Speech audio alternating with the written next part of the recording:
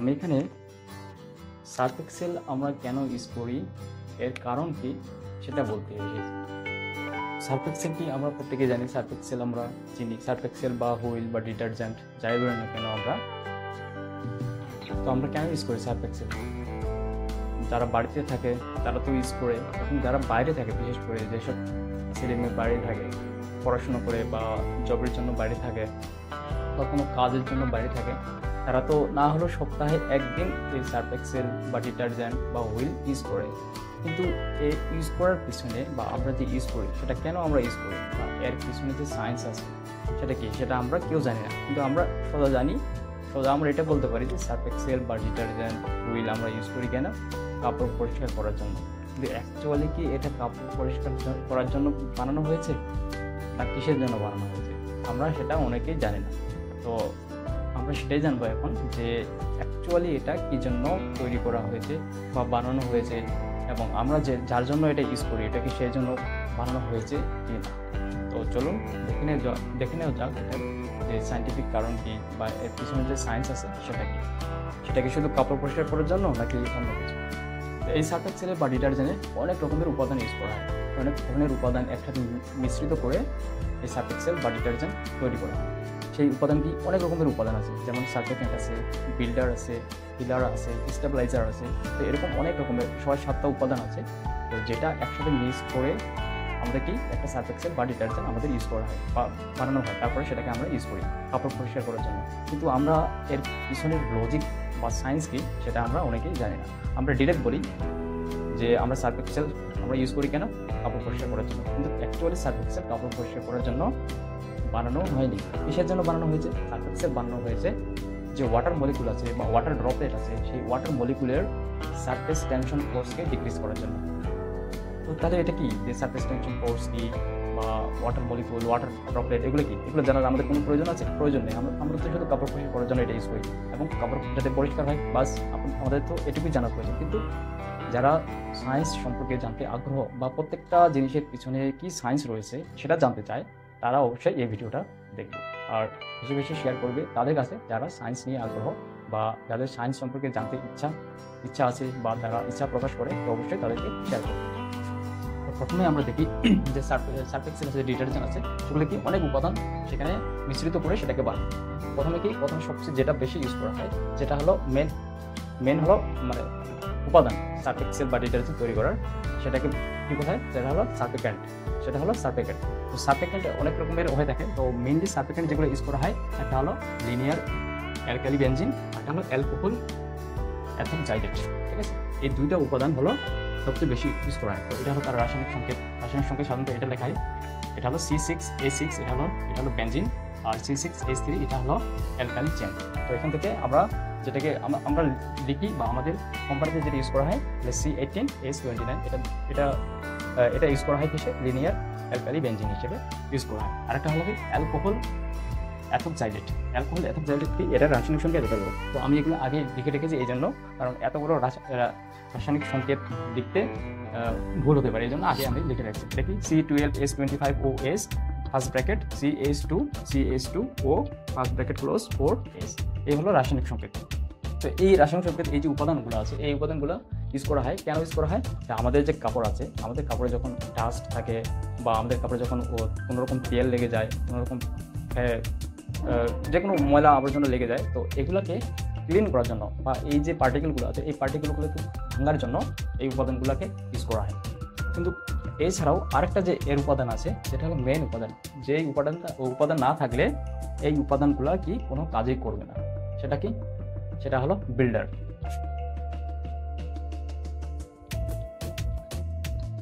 এটা হলো বিল্ডার। এখানে হলো সার্ফ এক্সেল বা ডিটারজেন্টের সবচেয়ে বড় সায়েন্স, এটা হলো বিল্ডার। এটা তো আমরা জানি রাসায়নিক কেমিক্যাল সেখানে ইউজ করা হয়, মিশ্রিত করা হয়, তারপরে সার্ফ এক্সেল বানানো হয়।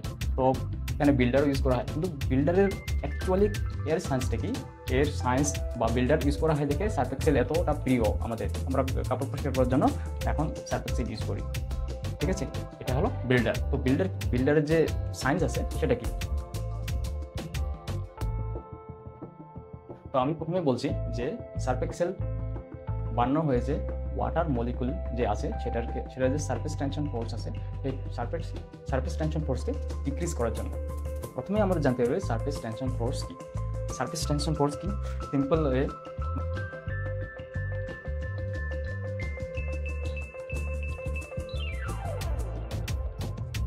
তো মনে করুন এটা একটা বালতি, এই বালতিতে কি আছে, এই যে ওয়াটার আছে, বালতিতে কি আছে, ওয়াটার আছে। আর এই যে এগুলা যে আছে গোল গোল দেখছি, এগুলো হলো ওয়াটার মলিকুল।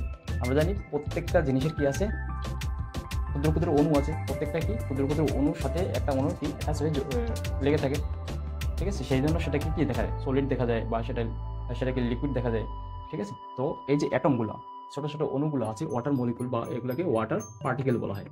তো এই ওয়াটার পার্টিকেলগুলো কি, ওয়াটার পার্টিকেলগুলো একটা অপরের সাথে কি আছে, একটা ফোর্সের মাধ্যমে জড়িয়ে আছে, ঠিক আছে, একে অপরের সাথে অ্যাট্রাকশন করে আছে একটা ফোর্সের মাধ্যমে।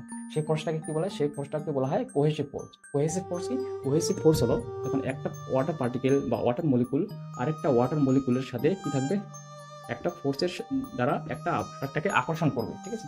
আকর্ষণ যখন করবে তখন এই যে ফোর্সটার কারণে একটা আরেকটা কি দুইটা কি অ্যাট্রাকশন হচ্ছে বা আকর্ষণ করতেছে, দুইটা একসাথে থাকছে, তো এই ফোর্সটাকে বলা হয় কোহেসিভ ফোর্স। এই ফোর্সটাকে বলা হয় কোহেসিভ ফোর্স। এই কোহেসিভ ফোর্সের কারণ কি, কোহেসিভ ফোর্স হলো একটা মলিকুল আরেকটা মলিকুলকে, ওয়াটার মলিকুলকে যখন আকর্ষণ করবে সেটাকে আমরা কি বলবো, কোহেসিভ ফোর্স বলবো। এই কোহেসিভ ফোর্সের কারণে কি একটা লিকুইড এভাবে থাকে, একটা বাটির মধ্যে একসাথে বা একত্রিত হয়ে থাকে। কিসের কারণে, সেটা হলো এই কোহেসিভ ফোর্সের কারণে। তো এই যে মাঝখানে যে ধরুন এই যে মাঝখানে যে ওয়াটার মলিকুলটা আছে, তো এটা হলো মাঝখানের ওয়াটার মলিকুল। তো মাঝখানে যে ওয়াটার মলিকুল আছে, এটা চারপাশে কি আছে, চারপাশে আরও ওয়াটার মলিকুল আছে। তো এখানে ওয়াটার মলিকুল আছে, চারপাশেও এরকম ওয়াটার মলিকুল আছে। তো এখানে কি হয়, এখানে এই মলিকুলটার সাথে এই মলিকুলটার কি একটা কোহেসিভ ফোর্স আছে, এই মলিকুলটার সাথে এটাতে একটা কোহেসিভ ফোর্স আছে, এখানেও একটা কোহেসিভ ফোর্স আছে, এখানে প্রত্যেকটা মলিকুলের সাথে কি আছে, একটা কোহেসিভ ফোর্সের সাথে এই মাঝখানে যে মলিকুলটা আছে এটা কি আছে, অ্যাট্রাকশন অবস্থায় আছে। তো এখানে সম্পূর্ণ মলিকুলগুলোয় যদি আমরা ক্যালকুলেশন করি, এটার ফোর্স বের করি যে এখানে কতটুকু ফোর্স আছে, তো আমাদের ফোর্স কি হবে, ফোর্স হবে এই যে টোটাল যতগুলো মলিকুল আছে, টোটাল মলিকুলের যে অ্যাট্রাকশন ফোর্স আছে আর এই মলিকুলের যে অ্যাট্রাকশন ফোর্স আছে, এই দুইটা কি আছে, দুইটাই ব্যালেন্স অবস্থায় আছে। মাঝখানে যে মলিকুলটা আছে বা এখানে যে মলিকুলটা আছে, এখানে যে মলিকুলটা আছে, যেটা চারপাশে ওয়াটার মলিকুল আছে বা ওয়াটারের যে অণুগুলো আছে, সেগুলো যে ব্যালেন্স অবস্থায় থাকে, মানে কি ইকুয়াল ফোর্স থাকে, ঠিক আছে। এখানে যতটুকু ফোর্স অ্যাপ্লাই করতেছে এও ততটুকু ফোর্স অ্যাপ্লাই করতেছে, এখান থেকে চারপাশ থেকে, মানে যতটুকু ফোর্স অ্যাপ্লাই করতেছে এর এই পাশে অতটুকু ফোর্স অ্যাপ্লাই করতেছে, আমরা এটা ব্যালেন্স অবস্থায় আছে। এখানে যতটুকু ফোর্স অ্যাপ্লাই হচ্ছে এই পাশ থেকে, ততটুকু ফোর্সে একে টানছে, এই পাশ থেকেও ঠিক ততটুকু ফোর্সে এই মলিকুলটাকে টানতেছে। তার মানে কি এই সবগুলো ক্যালকুলেশনগুলো দেখা যায় এটা ব্যালেন্স অবস্থায় আছে। কিন্তু এই যে ওয়াটার সারফেসের উপরে কি আছে, উপরে হলো এই যে ওয়াটার মলিকুল আছে, এই জায়গাতে উপরে কিন্তু কারো ওয়াটার নেই। উপরে যখন ওয়াটার নেই তখন এখানে শুধু কি এই যে ওয়াটার মলিকুল, এখানে যে ওয়াটার মলিকুলগুলো আছে, এই ওয়াটার মলিকুলগুলো কি হচ্ছে, এগুলোর নিচে শুধু ওয়াটার মলিকুল আছে, এগুলোর উপরে ওয়াটার মলিকুল নেই। এগুলোর উপরে কি আছে, এগুলোর উপরে হলো এয়ার আছে। তো এটা যদি ফাঁকা থাকে তাহলে এটার উপরে কি থাকবে, এটার উপরে এয়ার থাকবে। তো এয়ারের সাথে এই ওয়াটার মলিকুলের কি কোহেসিভ ফোর্স থাকবে না, কারণ কোহেসিভ ফোর্স কি একই জাতীয় দুইটা অণুর মধ্যে যে অ্যাট্রাকশন ফোর্স, সেটাকে আমরা কোহেসিভ ফোর্স বলি। যেহেতু উপরে কি আছে, উপরে এয়ার আছে আর নিচে হলো ওয়াটার আছে, তো এয়ার আর ওয়াটার দুইটা আলাদা, ঠিক আছে, আলাদা কোয়ান্টিটি। তো এখানে কি থাকবে, এখানে এয়ার আর হলো ওয়াটারের অ্যাট্রাকশন ফোর্স থাকবে না। তো অ্যাট্রাকশন ফোর্স থাকবে না মানে সেখানে কোহেসিভ ফোর্স থাকবে না। আর কোহেসিভ ফোর্স যদি না থাকে তাহলে এই যে উপরের সারফেসটা আছে ওটা কি অবস্থা থাকে, এটা আনব্যালেন্স অবস্থা থাকে, সেখানে ব্যালেন্স থাকে না। কারণ উপরে নিচে তো ওয়াটার মলিকুল আছে, ওয়াটার মলিকুলগুলো নিচে টানতেছে, কিন্তু উপরে সেই নিজের মলিকুলগুলোকে কি করতে ব্যালেন্স করার জন্য উপরে আর ওয়াটার মলিকুল নেই, যার কারণে এটা কি আনব্যালেন্স অবস্থায় থাকে।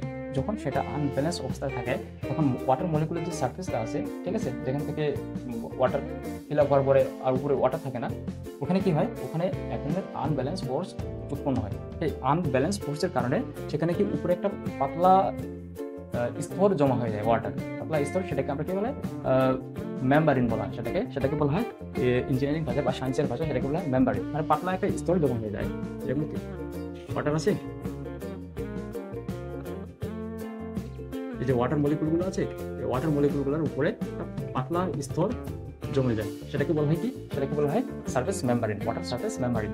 তো এই ওয়াটার সারফেস মেম্বারিনের কারণে কি হয়, যখন উপরের নিচের ফোর্সগুলো, নিচে ওয়াটার মলিকুলগুলো যখন টানতে থাকবে, উপরে মলিকুলগুলোকে, আর উপরে যখন কোনো ফোর্স থাকবে না এগুলোকে ব্যালেন্স করার জন্য সেটা এক পর্যায়ে গিয়ে সেটাকে স্থির হয়ে থাকবে, স্থির হয়ে গিয়ে এখানে মেম্বারিন সৃষ্টি করবে, সেটাকে বলা হয় ওয়াটার সারফেস মেম্বারিন। তো এই মেম্বারিনটা হলো কি, এই যে মেম্বারিনটা হলো এটাকে বলা হয় একটা সারফেস টেনশন ফোর্স। এটার কারণেই এখানে সারফেস টেনশন ফোর্স ডেভেলপ হয়। তো সারফেস টেনশন ফোর্সের কারণ কি, সারফেস টেনশন ফোর্সের কারণ হলো এই মলিকুলগুলো একটা অপরটাকে কি অ্যাট্রাকশন করে জড়িয়ে আছে, ঠিক আছে। এখন মলিকুল যদি মানে যেগুলো অ্যাট্রাকশন করে, যেমন কি আছে একটা লোহা আছে, একটা লোহার মধ্যে সেটার মধ্যে ছোটো ছোটো অণু আছে, সেই অণুগুলো কি করে একটা অপরটার সাথে কি মানে শক্তভাবে আবদ্ধভাবে কি আছে লেগে আছে একটা আরেকটার সাথে, সেটাকে যদি আমরা ফ্লো করি, ঠিক আছে, সেটা কি ওয়াটারের মতো ফ্লো হবে? ওয়াটারের মতো সেটা ফ্লো হবে না। কিন্তু ওয়াটার কি হবে, ওয়াটারকে যদি আমরা ফ্লো করি, ঠিক আছে, মাটিতে ঢেলে দিই, তাহলে কি সেটা ফ্লো হতে থাকবে, ঠিক আছে। তো এটার কারণ কি, এটার কারণ হলো যে ওয়াটার মলিকুল আছে, ওয়াটার মলিকুলগুলোর একটার সাথে আরেকটার যে ফোর্স আছে বা অ্যাট্রাকশন ফোর্স আছে, কোহেসিভ ফোর্স আছে, সেটা কি খুবই ক্ষুদ্র, মানে অতটা স্ট্রং না, ঠিক আছে। এই জন্য এটা কি হয়, এটা ফ্লো হয়ে যায়। কিন্তু যখন আমরা এই এটার যখন মেম্বারিন তৈরি হয়ে যায় উপরে, তখন কি হয়, আমরা জানি যে ওয়াটারের উপর দিয়ে পিঁপড়া হলো আপনাদের হাঁটতে পারে। কি জন্য হাঁটতে পারে, কারণ এখানে একটা ফোর্সের কারণে আনব্যালেন্স ফোর্স অবস্থায় একটা কি এখানে একটা মেম্বারিন তৈরি হয়ে পাতলা স্তর তৈরি হয়ে গেছে।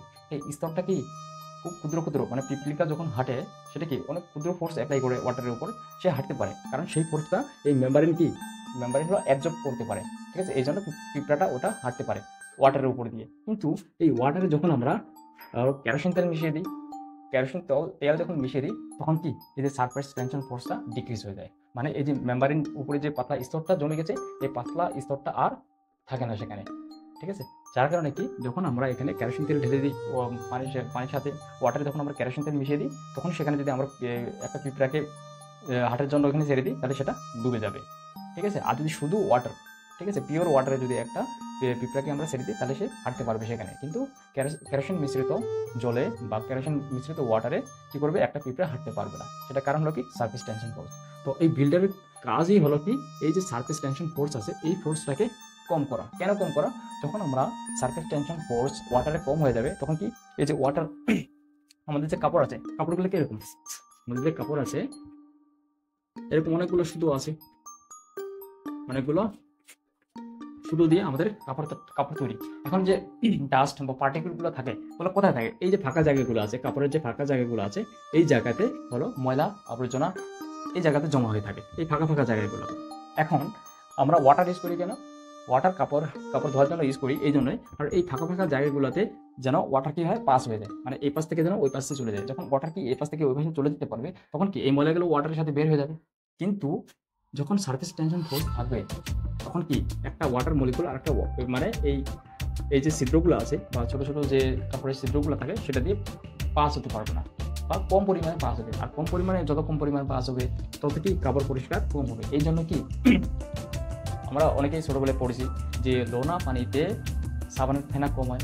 লোনা পানিতে সাবানের ফেনা কম হওয়ার কারণ কি, কম হওয়ার কারণ হলো সারফেস টেনশন ফোর্স ওখানে অনেক বেশি থাকে, অনেক হাই থাকে সারফেস টেনশন ফোর্স। আর মিঠা পানিতে কি থাকে, মিঠা পানিতে সারফেস মানে সাবানের ফেনা হয় বেশি। কেন সাবানের বেশি ফেনা হয়, কারণ সেখানে সারফেস টেনশন ফোর্স লোনা পানি থেকে তুলনামূলক কম থাকে। এই জন্য সেখানে কি হয়, কাপড় পরিষ্কার তাড়াতাড়ি হয়, আর সাবানের ফেনা হয় বা ডিটারজেন্ট বা হুইলের ফেনা হয় বেশি, ঠিক আছে। এটা হলো সারফেস টেনশন ফোর্স। তো পানিতে যখন আমরা এক বালতি পানিতে যখন আমরা কি হুইল মিশিয়ে দিই, ঠিক আছে, হুইল মিশিয়ে দিলে হুইল বা ডিটারজেন্টের কারণ কি, এই বিল্ডারের কাজ কি, এই যে সারফেস টেনশন ফোর্স আছে, সারফেস টেনশন ফোর্সকে ডিক্রিজ করে দেওয়া। ডিক্রিজ করে দিলে, যখন ডিক্রিজ করে দেওয়া মানে কি, একটা মলিকুল পার্টিকেল, ঠিক আছে, আরেকটা মলিকুল পার্টিকেল মানে ওয়াটার পার্টিকেলের সাথে কি হবে, মানে আগে যেরকম ফোর্স দিয়ে একে অপরকে অ্যাট্রাকশন করতো, আকর্ষণ করতো, তো যখন আমরা বিল্ডার ইউজ করবো, তখন কি এই ফোর্সটা মনে করে এখানে 10 নিউটন, মানে খুবই ছোট ফোর্স বোঝানোর জন্য দিয়ে দিচ্ছে এখানে 10 নিউটন। আর 10 নিউটন ফোর্স একে অপরের দিকে আকর্ষণ করতেছে। যখন আমরা সাবট্রাকশন মিশাবো, তখন হয়তো বা এই ফোর্সটা হয়ে যাবে কত, 5 নিউটন হয়ে যাবে, বা 2 নিউটন, 1 নিউটন, এরকম। মানে সেটা ডিপেন্ড করবে কতটুকু বিল্ডার আমরা সেখানে অ্যাড করেছি। সেগুলো কত 5 নিউটন, 2 নিউটন, 1 নিউটনে চলে আসবে। যখন 1 নিউটন চলে আসবে, তখন কি এই ফোর্সটা মানে এটা কি এই মলিকুলটা কি সহজে এটা থেকে বের হয়ে যেতে পারবে। তো বিল্ডারের বা সার্ফেক্সের প্রধান কাজ হলো যে সার্ফেক্সেল বা ওয়াটারের যে মলিকুল আছে বা ওয়াটারের যে সারফেস টেনশন ফোর্স আছে, সেই বা একটা মলিকুল আর একটা মলিকুলের সাথে যে অ্যাট্রাকশন ফোর্স আছে, সেই অ্যাট্রাকশন ফোর্সটাকে ডিক্রিজ করে দেওয়া। ডিক্রিজ যখন আমরা করে দিই, তাহলে সহজে এই মলিকুল পার্টিকেল এই যে কাপড়ের যে ছিদ্রগুলো আছে, সহজে সেখান থেকে পাস হতে পারবে। আর যখন সেখান থেকে পাস হয়ে যেতে পারবে এবং বেশি বেশি পাস হবে, তখন সেখানে যত ময়লা আছে এই ছিদ্রের ভিতরে, সবগুলো কি ধুয়ে মুছে সাফ করে দেবে। তো এটাই হলো main science behind the Surf Excel বা ডিটারজেন্ট। ডিটারজেন্টের মেন কাজ শুধু পরিষ্কার করা নাই, কাপড় পরিষ্কার করা। কাপড় পরিষ্কার করা তো এটা তো পরের কাজ। প্রথম কাজ হলো যে সারফেস টেনশন ফোর্সকে ডিক্রিজ করে দেওয়া। এই সারফেস টেনশন ফোর্সকে ডিক্রিজ করে দেওয়ার জন্যই আমরা কি হচ্ছে কাপড় পরিষ্কার হচ্ছে। আর তার জন্য আমরা ভাবছি যে সার্ফ এক্সেল দিয়ে কাপড় পরিষ্কার হয়। সার্ফ এক্সেল দিয়ে অ্যাকচুয়ালি কাপড় পরিষ্কার হয় না, যে সারফেস টেনশন ফোর্স আছে সেই ফোর্সটাকে ডিক্রিজ করে দেয়, যার কারণে সেখানে কি খুব দ্রুত বা তাড়াতাড়ি বা বেশি পরিমাণে কাপড় পরিষ্কার হয়। কারণ কাপড় পরিষ্কার করার তো প্রোডাক্ট এখানে আছে, এর আগে আমি লিখে দিয়েছি যে কোন কোন কেমিক্যালের জন্য কাপড় পরিষ্কার হয়, ঠিক আছে। কিন্তু যদি বিল্ডার ইউজ করা না হয় তাহলে সেই পরিমাণ কাপড় এখানে ইউজ হবে না। তো এখানে একটা আপনারা নিজেই বাড়িতে এক্সাম্পল বা পরীক্ষা করতে পারেন। যখন ঠান্ডা পানিতে সার্ফ এক্সেল দিয়ে সেখানে সেই পানিতে কাপড় পরিষ্কার করা, আবার গরম পানিতে সার্ফ এক্সেল দিয়ে সেখানে কী করা, কাপড় পরিষ্কার করা, একটা লবণ মিশ্রিত পানি দিয়ে, মানে প্রথমে পানিতে লবণ গুলিয়ে তারপরে সেখানে সার্ফ এক্সেল দিয়ে সেটাতে গুলিয়ে সেখানে কাপড় পরিষ্কার করে দেখবেন যে কোনটাতে কাপড় পরিষ্কার বেশি হচ্ছে, আবার কোনটাতে কম হচ্ছে, কোনটাতে ফেনা বেশি হচ্ছে, কোনটাতে ফেনা কম হচ্ছে। যেটা হলো লবণ মিশ্রিত পানি সেটাতে সবচেয়ে কম ফেনা উঠবে বা কম কাপড় পরিষ্কার হবে। তারপরে হলো ঠান্ডা পানি। ঠান্ডা পানিতে যখন মানে পিওর ঠান্ডা পানিতে যখন আমরা সার্ফ এক্সেল দিব তখন সেখানে কি ফেনা তুলনামূলকভাবে বেশি উৎপন্ন হবে এবং কাপড় পরিষ্কার বেশি হবে। এবং গরম পানিতে যখন আমরা হুইল বা ডিটারজেন্ট দিয়ে আমরা কাপড় পরিষ্কার করব তখন আমাদের সেখানে ফেনা উঠবে এবং সেখানে কী হবে, বেশি কাপড় পরিষ্কার হবে। তো এই সবগুলোর কারণ কি, সার্ফ এক্সেলের কারণে। লোনা পানিতে হলো বা লবণ মিশ্রিত পানিতে সার্ফেস টেনশন ফোর্স সবচেয়ে বেশি থাকে, এই জন্য সেখানে কাপড় পরিষ্কার কম হয়। আর মিঠা পানিতে বা নর্মাল পানিতে যেটা আমরা পান করে থাকি সেই পানিতে সার্ফেস টেনশন ফোর্স কম থাকে, এই জন্য সেখানে কাপড় পরিষ্কার বেশি হয় তুলনামূলকভাবে লোনা পানি থেকে। আর গরম পানিতে সেখানে সার্ফেস টেনশন ফোর্স আরও কম হয়ে যায়, কারণ যখন আমরা সেখানে হিট দিই, ওয়াটারে যখন আমরা হিট দিই তখন ওয়াটার মলিকুলগুলো কি বেশি বেশি নড়াচড়া করতে থাকে। নড়াচড়া করার কারণে তাদের যে সার্ফেস টেনশন ফোর্স আছে সেটা ডিক্রিজ হয়ে যায়।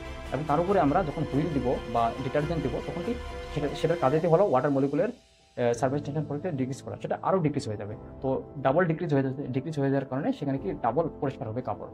সেটার মেন কারণ কি হলো সার্ফেস টেনশন ফোর্স। আশা করি আপনাদের ভালো লেগেছে। তো অবশ্যই আপনারা যদি ইউটিউবে দেখে থাকেন অবশ্যই সাবস্ক্রাইব করবেন, আর ফেসবুক পেজে দেখে থাকলে অবশ্যই ফলো করবেন। আর যারা সায়েন্স নিয়ে আগ্রহ বা এরকম জিনিস জানতে চায় তাদেরকে অবশ্যই শেয়ার করে দেবেন। Thank you.